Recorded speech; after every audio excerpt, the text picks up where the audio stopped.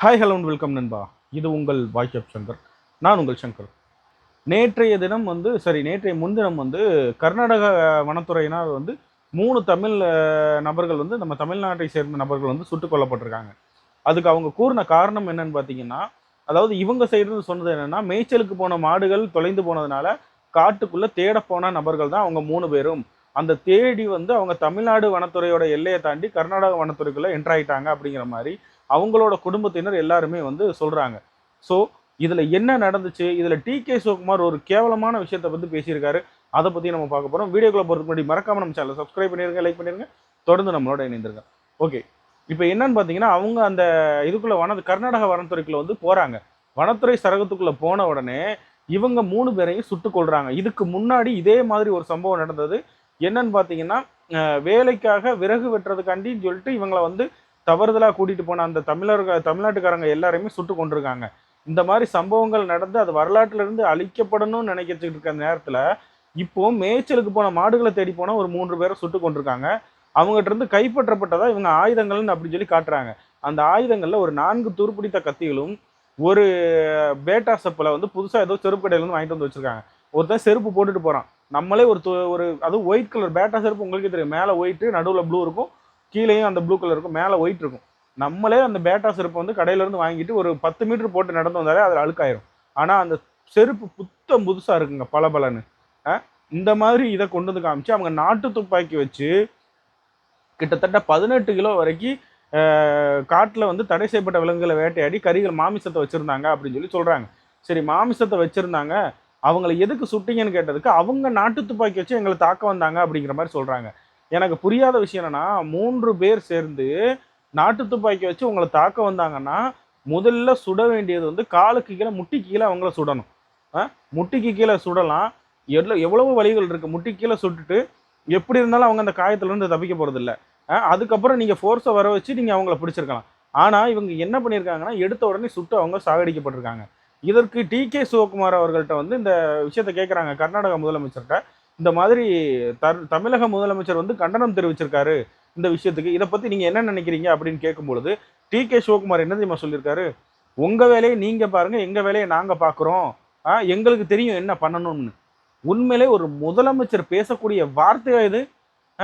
நான் உண்மையிலே கேட்கிறேன். இதே விஷயம் கர்நாடகாவை சேர்ந்த நபர்கள் தமிழ்நாட்டுக்குள்ள இந்த மாதிரி பண்ணப்பட்டிருந்தா நீங்க சும்மா இருந்திருப்பீங்களா?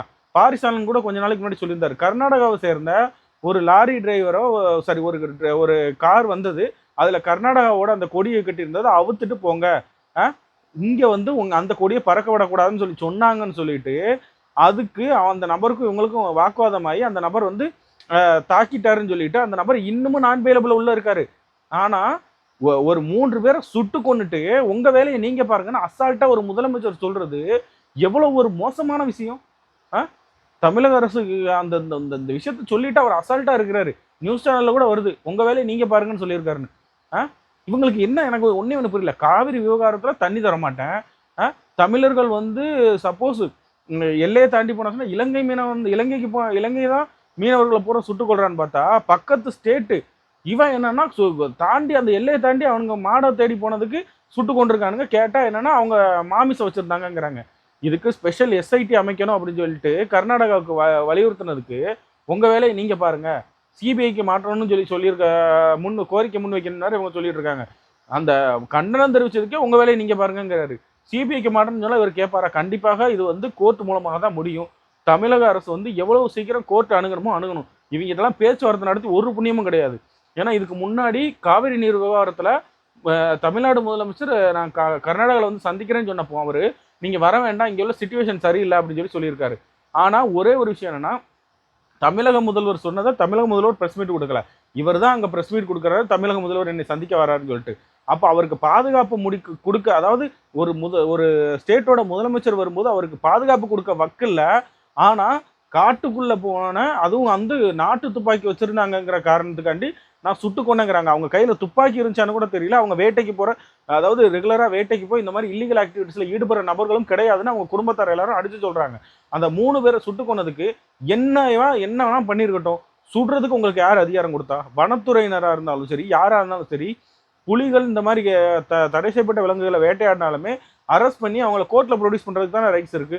இவங்க அசால்ட்டா நாயை சுடுற மாதிரி சுட்டுட்டு போறதுக்கு இவங்களுக்கு யார் ரைட்ஸ் கொடுத்தான்னு தெரியல. தமிழக அரசு இதன் மேல நடவடிக்கை எடுத்து கண்டிப்பாக இவங்களை எல்லாம் கோர்ட்ல நிப்பாட்டணும்.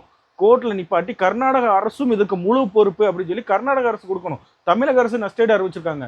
கர்நாடக அரசு அங்க உங்க வேலையை நீங்க பாருங்கன்னு இருக்காங்க. அப்போ நான் ஒன்னே ஒன்று கேட்கறேன், சுட்டுட்டு அவன் போயிடுவான், வட்ட நம்ம நஷ்டேடு கொடுத்துட்டு இருக்கணுமா? தமிழ்நாடு அரசோட நிதியில இருந்து நஷ்டேடு கொடுக்கணும்னு கேட்கறேன். அப்போ இவங்க வந்து என்ன தப்பு பண்ணாலும் தமிழ்நாடு அரசு மட்டும் தான் பொறுப்பேற்றுக்கணும் அப்படின்னா இது எந்த மாதிரி ஒரு நடைமுறைன்னு எனக்கு தெரியல. தமிழ்நாடு அரசு எல்லாத்துக்கும் பொறுப்பேற்றுக்கிட்டு இருக்கணுமா? அவன் இங்க நாளைக்கு எத்தனை பேரை கொன்னாலுமே வந்து நம்ம அவங்களுக்கு நஷ்டேடு கொடுத்து நம்ம மட்டும் மக்களை பாதுகாத்துக்கிட்டே இருக்கணும். நம்ம மக்கள் அவன் என்ன செஞ்சாலும் நம்ம வந்து கேள்வி கேட்க முடியாதா? கண்டிப்பாக நீதிமன்றங்கள் மூலமாக சப்போஸ் இவங்க வழக்கு தொடரலைனாலும் நீதிமன்றங்களா முன் வந்து இந்த வழக்கை ஏற்று நீதிமன்றங்கள் இதற்கு ஒரு முறையான தீர்வு சொல்லணும். இந்த மாதிரி கர்நாடக அரசு அத்துமீறது இது முதல் முறை கிடையாது. இதற்கு முன்னாடி கூலிக்கு வேலைக்குன்னு போய் சந்தன மரம் தான் இந்த மாதிரி வெட்ட போறாங்கன்னு தெரியாம கூலிக்கு வேலைக்கு போய் அந்த தமிழர்கள் சுட்டுக் கொல்லப்பட்டது நம்ம வந்து மறக்கக்கூடாதுன்னு நினைக்கிறேன்.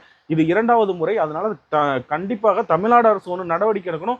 இல்லைன்னா நீதிமன்றங்கள் தானாக முன் வந்து இந்த வழக்கை எடுத்து நடத்தி இதில் ஒரு தீர்வு காணணும். அந்த சுட்டு கொன்ன அந்த வனத்துறை அதிகாரிகள் எல்லாம் பணி நீக்கம் செய்யப்படணும். இதற்கு சப்போர்ட்டாக பேசின முதலமைச்சர், கர்நாடக முதலமைச்சர் அவர்கள் மேல வந்து அவரே இந்த கேஸ்ல அக்யூஸ்டா சேர்க்கணும். ஒரு முதலமைச்சர் எப்படிங்க இந்த மாதிரி ஒரு சட்ட ஒழுங்கு பிரச்சனை, அது வந்து ஒருத்தனை சுட்டுக்கும் 3 பேரை சுட்டு கொண்டிருக்காங்க, சட்ட ஒழுங்கு பிரச்சனைக்கு உங்க வேலையை நீங்க பாருங்கன்னு ஒரு முதலமைச்சர் எப்படிங்க சொல்லலாம்? இது வந்து எங்க நம்ம இது பண்றது, டிஃபெண்ட் பண்றது இவங்க? ஓகே நண்பர்களே, இதை பத்தி உங்களோட கருத்து என்ன? இந்த மாதிரி தொடர்ந்து மோசமான விஷயங்கள்ல வந்து இந்த கர்நாடக அரசு அடிக்கடி ஈடுபட்டு இருக்காங்க. இதை பத்தி உங்களோட கருத்து என்னங்கிறத மறக்காம நம்ம கமெண்ட்ல சொல்லுங்க. அடுத்த வீடியோல சந்திப்போம். இது உங்கள் வாய்ஸ் ஆஃப் சங்கர். நான் உங்கள் சங்கர். நன்றி.